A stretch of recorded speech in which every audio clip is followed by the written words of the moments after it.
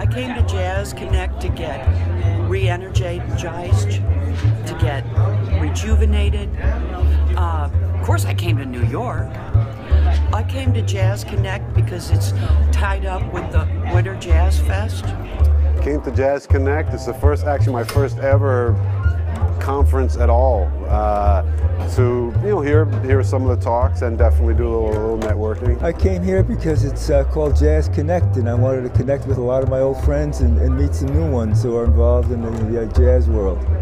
Has it been successful for you? It has been very successful. I've really appreciated seeing all the folks that I've known over the years who've been involved either in jazz programming or the musicians and record industry people. I've just always wanted to come.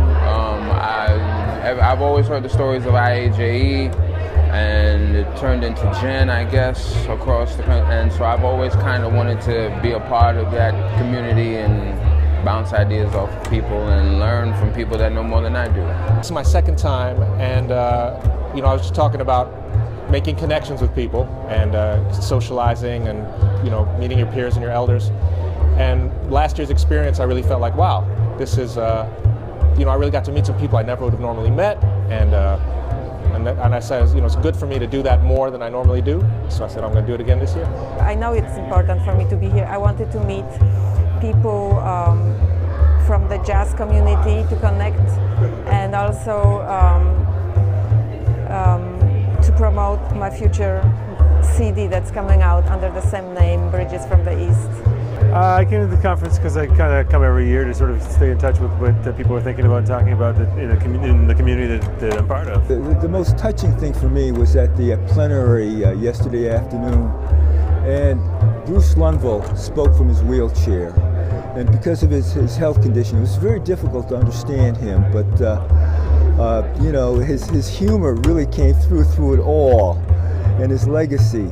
Sometimes it's hard to focus things in time for the moments that you have within a panel, but it's always good, I think, to kind of connect with people and stay in touch with what projects you have going on, so you can collaborate or just sort of kind of gauge where ideas that you might have with your peers. The vibe here is cool. Everybody's talking, and it's kind of what I thought. The principal question is always, I guess, how do we get an audience back to the jazz community? And that's kind of tough, right? Because when you're trying, it's like, how do you convince a young person to do anything? So that's, I guess if anybody figured that out, there'd be a Nobel Prize winner by tomorrow, right?